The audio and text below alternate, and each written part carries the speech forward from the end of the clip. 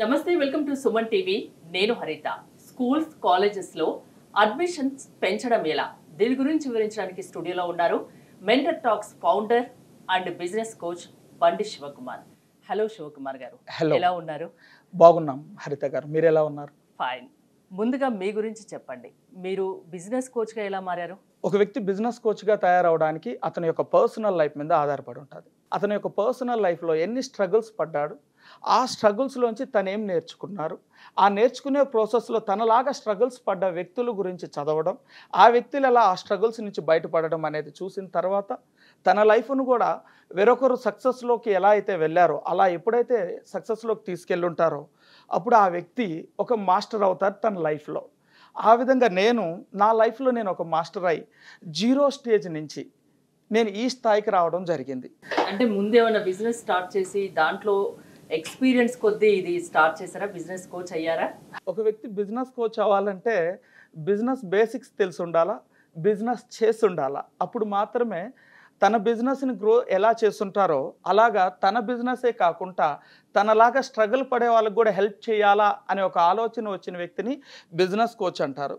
నా బిజినెస్ కూడా నేను స్టార్ట్ చేయడం జరిగింది అట్ 2018. నేను మా ఊరు దగ్గర నుంచి రావడం జరిగింది. వరదయ్యపాలెం అనేసి ఒక చిన్న విలేజ్ నియర్ బై శ్రీకాళహస్తి.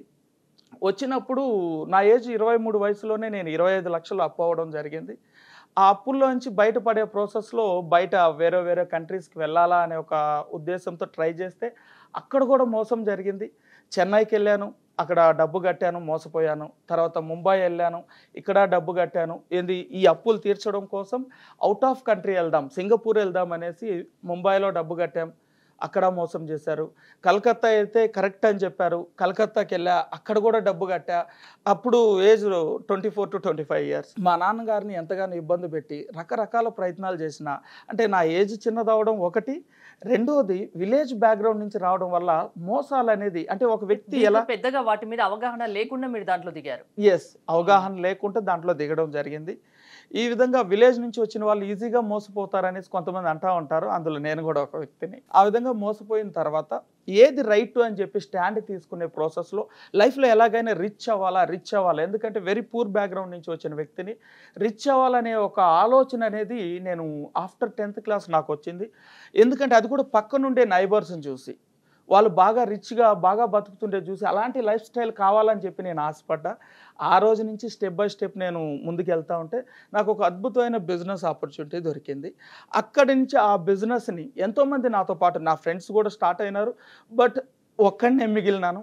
ఆ బిజినెస్లో అంచెలంచెలుగా ఎదుగుతూ ఈరోజు దాదాపు ఒక 15,000 నుంచి 1.5 lakh ఇన్కమ్ తీసుకునే వాళ్ళకి నేను ఒక ఇన్కమ్ సోర్స్ని చూపించే అంత వ్యక్తిగా. ఎవరు కష్టపడద్దు, మీకు ఏం మిస్టేక్స్ చేశారో మీకు బాగా తెలుసు, అలాంటి మిస్టేక్స్ ఇతరులు చేయొద్దు అనే ఉద్దేశంతో మీరు బిజినెస్ కోచ్గా మారారు అనుకోవచ్చా? 100% అదే మేడం. ఓకే. మెంటర్స్ టాక్స్ అనేది పెట్టడానికి కారణం ఏంటి? మెంటర్స్ టాక్ అనేది దాని పేరులోనే ఉంది, గురువుల యొక్క మాటలు. అంటే దీంట్లో నేను ఏదైతే ఫేస్ చేశానో, నేను ఇప్పుడు ప్రజెంట్ దాదాపు నా టీంలో ఒక 10,000 మంది వరకు ఉంటారు. వాళ్ళకి నేను ఒక మెంటర్గా ఉన్నాను and I have the huge experience. మీకు వన్ సీల్ గ్లాస్ టెక్నాలజీ అనే ఒక కంపెనీలో శివశంకరయ్య పేరు ఓనర్ అయితే ఆయనకు కూడా ఒక మెంటర్గా వర్క్ చేస్తున్నాను. అండ్ శ్రీ సాయి హోమ్స్ అనేసి దాంట్లో వన్ ఆఫ్ ద షేర్ హోల్డర్గా ఉన్నాను. ఈ విధంగా నేను కొన్నిట్లలో యాక్టివిటీస్ చేయడం వల్ల వాళ్ళని దగ్గర నుంచి చూసి వాళ్ళకున్న సమస్యల్ని, నా సమస్యల్లో నేను ఎలా పైకి వచ్చానో ఆ విధంగా మీకు ఐడియా ఉంటుందో లేదో పెద్దవాళ్ళు ఒక మాట చెప్తూ ఉంటారు, సూక్ష్మంలో మోక్షం అని. అన్నీ తెలుసు అనుకుంటా ఉంటారు, వాళ్ళకి సూక్ష్మం మాత్రం తెలియదు. ఇదైతే ప్రతి ఒక్కరూ యాక్సెప్ట్ చేయాలి. ఆ సూక్ష్మాన్ని అడ్జస్ట్ చేసే వ్యక్తే బిజినెస్ కోచ్. సో మీ విజన్ ఏంటి అసలు మెంటర్స్ టాక్స్? ఇప్పుడు నేను చెప్పాను కదా మేడం, ఆ సూక్ష్మాన్ని అడ్జస్ట్ చేయడమే. ఎవరైతే స్కూల్స్ అండ్ కాలేజెస్ అనే ఒక వింగ్ ద్వారా మేము ముందుకెళ్తా ఉన్నాం. ఈ స్కూల్స్ అండ్ కాలేజెస్లో చాలామంది అద్భుతమైన డ్రీమ్స్ పెట్టుకొని మంచి విజనరీతో పిల్లలకి మంచి ఎడ్యుకేషన్ ఇవ్వాలని ఎంతో హోప్ఫుల్గా స్టార్ట్ చేస్తున్న వీళ్ళకి నెంబర్ ఆఫ్ మిస్టేక్స్ జరుగుతూ ఉన్నాయి. ఆ మిస్టేక్స్ని కన్వర్టెడ్ ఇంటూ సక్సెస్ఫుల్ స్టెప్గా చేయడం. ఎగ్జాక్ట్లీ ఏం చేస్తాం మా విజనరీ అని అంటే, ఎవరైతే పర్సన్ ఉంటారో వాళ్ళకి కమ్యూనికేషన్ స్కిల్స్ నేర్పిస్తాం. క్రిటికల్ ప్రాబ్లం వచ్చినప్పుడు వాటిలోంచి బయట వెళ్ళాలంటే ఎలాగ అంటే ఒక్క సమస్యకి 100 రకాల సొల్యూషన్స్ వాళ్ళకి మేము దారి చూపిస్తాం. ఆ దారిలో ఏది వెళ్తో అనే మేము రికమెండ్ చేస్తాం. వాళ్ళు కూడా పికప్ చేసుకోవచ్చు ఇదైతే బెస్ట్ అనేసి, ఎందుకంటే దే హ్యావ్ ఆల్సో ఎక్స్పీరియన్స్. ఈ విధంగా మేము మెంటర్స్ టాక్ ద్వారా వాళ్ళ సిస్టమ్ ఏదైతే స్కూల్ ఆర్ కాలేజ్కి సిస్టమ్ ఉంటుందో ఆ సిస్టంలో ఏమైనా మిస్టేక్స్ ఉంటే ఐడెంటిఫై చేసి 2x ఫాస్ట్గా, అంటే నార్మల్ వ్యక్తితో పోల్చుకుంటే ఇంకొక వ్యక్తి యాడ్ అయినప్పుడు ఎంత స్పీడ్గా మిస్టేక్స్ ఐడెంటిఫై చేస్తారో ఆ విధంగా మేము ఐడెంటిఫై చేసి వాళ్ళ స్కూల్ ఆర్ కాలేజ్కి ఒక సిస్టమ్ని బిల్డ్ చేసి ఆ సిస్టంలో తప్పులు తక్కువ జరిగేటట్లుగా, ప్రొడక్షన్ ఎక్కువ జరిగేటట్లుగా మేము ఒక సిస్టమ్ని తీసుకొని రావాలనేసి అనుకుంటున్నాం. ఈ విజన్తో మెంటర్ టాక్ పెట్టాం. ఇదే కాకుండా I worked as a political strategist. So ఇట్లా ఎంతోమంది అంటే మనుషులు వాళ్ళ యొక్క మనసులతో డీల్ చేసే ఏ పని అయినా సరే వీఆర్ ఎక్స్పర్ట్. ఎందుకంటే ఇప్పుడు వరకు దాదాపు 1,00,000 మంది వరకు నేను మీట్ అయినాను. ఒక చిన్న మాట ఉంది, 1,00,000 మంది మీట్ అయితే నాకేం ఉపయోగపడుతుంది సార్ అనేసి అడగచ్చు మన వాళ్ళు. స్వామి వివేకానంద ఒక మాట చెప్తారు, ఒక వ్యక్తి వ్యాయామశాలకు వెళ్ళి వ్యాయామం చేస్తే మజిల్ పెరుగుతుంది, అదే వ్యక్తి జనాల్లోకి వెళ్ళి జనాల మైండ్ సెట్తో కానీ మాట్లాడినట్లయితే అతని మైండ్ సెట్ పెరుగుతుంది అనేసి. ఆ విధంగా నేను at age of 21 years I was started my first business. అక్కడి నుంచి డిఫరెంట్ కైండ్ ఆఫ్ పీపుల్స్ని I have the near about 11 yearsగా నేను కలుస్తూనే ఉన్నా మోర్ దెన్ 1 lakh పీపుల్స్ని. ఆ విధంగా ఆ మనుషులకు వచ్చే సమస్యల్ని, ఆ ఇండస్ట్రీస్కి వచ్చే సమస్యల్ని ఇవన్నిటిని అవాయిడ్ చేస్తూ ది బెస్ట్ వే చూపించాలని మేము మెంటర్ టాక్ స్టార్ట్ చేస్తాం. ఇక్కడ నాకు చిన్న డౌట్ ఏంటంటే, ఏదైనా ఎవరైనా బిజినెస్ పెట్టాలనుకుంటే దాని గురించి పూర్తిగా తెలుసుకొని పూర్తి అవగాహనతోనే స్టార్ట్ చేస్తారు. అంత ఈజీగా డబ్బులు పెట్టుబడి పెట్టరు ఎవ్వరు. సో వాళ్ళకి మీ యూజ్ ఏముంటుంది? ఎక్స్పర్ట్సే స్టార్ట్ చేస్తే ఇండియాలో కొన్ని సర్వేస్ ప్రకారం అండ్ ఇంటర్నేషనల్ కొన్ని సర్వేస్ ప్రకారం ఒక 100 స్టార్టప్స్ స్టార్ట్ చేస్తే ఫస్ట్ 1 yearలో 50% కొలాప్స్ అవుతున్నాయి, నెక్స్ట్ 2 yearsలో 70% కొలాప్స్ అవుతున్నాయి, నెక్స్ట్ 5 yearsలో 95% నుండి 97 స్టార్టప్స్ ఫెయిల్ అవుతున్నాయి అనేసి చూసినప్పుడు మనసు ఎంత బాధేస్తుందంటే, ఎందుకంటే మేడం ఒక బిజినెస్ కోచ్గా కాదు ఒక ఎంటర్‌ప్రెన్యూర్‌గా నాకు ఆ పెయిన్ తెలుసు. ఒక ఎంటర్‌ప్రెన్యూర్ తన ఇంట్లో డబ్బులు ఉంటేనే పెట్టాడు మేడం. ఎందుకంటే we have the 2 types of entrepreneurs. ఒకరు ఇన్వెస్ట్మెంట్ ఉండి పెట్టేవాళ్ళు, వితౌట్ ఇన్వెస్ట్మెంట్ అప్పుల ద్వారా పెట్టేవాళ్ళు. కొంతమంది నాలెడ్జ్ ఉండి పెట్టేవాళ్ళు. నాలెడ్జ్ ఉండి అంటే వాళ్ళ ఫాదర్స్ దగ్గర నుంచి కావచ్చు, మేబీ వాళ్ళు చేసిన జాబ్ ద్వారా కానీ నాలెడ్జ్ ఉండి పెట్టేవాళ్ళు. కొంతమంది లైఫ్లో ఏదైనా సాధించాలనే ఒక ఎమోషనల్గా పెట్టేవాళ్ళు, వితౌట్ ఎక్స్పీరియన్స్ ఉండేవాళ్ళు. ఈ విధంగా బిజినెస్ పెట్టేవాళ్ళు అన్ని తెలుసు అనుకొని చేస్తారు, దాంట్లో మిస్టేక్స్ చేస్తారు, అంతేనా? తెలియకుండా చేస్తారు మిస్టేక్స్. అలాంటి మిస్టేక్స్ చేయకుండా మీరు వాళ్ళకు కోచింగ్ ఇస్తారు. ఇది నేను చెప్పేదే కాదు, 95% స్టార్టప్స్ ఫెయిల్ అవుతున్నాయని ఇంటర్నేషనల్ సర్వేస్ చెప్పాయి. మరి 95% పీపుల్ ఎవరికైనా సేవ చేయడానికి వస్తున్నారా, సేవతో పాటు వీళ్ళు కూడా డబ్బు సంపాదించుకోవడానికి వస్తున్నారా? రెండూ జరగాల. దీన్నే ఎర్నింగ్ విత్ బ్లెస్సింగ్స్ అని అంటారు. ఏ వ్యక్తి మైండ్ సెట్ అయితే ఎర్నింగ్ విత్ బ్లెస్సింగ్స్ అనే ఆలోచనతో ఉంటారో అలాంటి వ్యక్తులు కష్టపడతా ఉంటారు.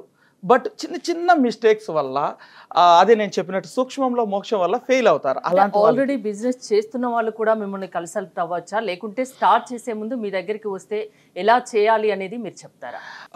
స్టార్ట్ చేసే వాళ్ళు వచ్చినప్పుడు వాళ్ళకి ఎన్నో ఐడియాలజీ ఇస్తాం, ఎలా మనం నెక్స్ట్ లెవెల్కి స్టెప్ బై స్టెప్ వెళ్ళాలనేసి, ఎలాంటి మిస్టేక్స్ వస్తాయి, ఎలాంటి ప్రాబ్లమ్స్ వస్తాయి. ఒకసారి స్టార్ట్ చేసేటప్పుడు పెద్దవాళ్ళు ఒక మాట చెప్తూ ఉంటారు, ఏదైనా మనం పెద్దవాళ్ళు ఆరిజిన్ నుంచి తీసుకుంటాం, కీడెంచి తర్వాత మేలెంచాలా అనేసి. అలా ఎంచడానికి ఎవరు ఉండరు.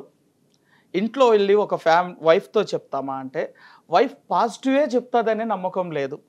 లేదా వాళ్ళ నాన్నతో వాళ్ళ మమ్మీతో చెప్దామా అంటే, వాళ్ళ అమ్మతో చెప్దామా అంటే, మా నాన్నకి నేను చిన్నప్పటి నుంచి నాన్న నేను కోటీశ్వరుని అవుతా, ఒక 10 ఎకరాలు నేల కొంటా, ఒక కారు కొంటా నాన్న అని అంటే, రే ముందర ఆలోచనలు వెనక్కి పనికిరావు.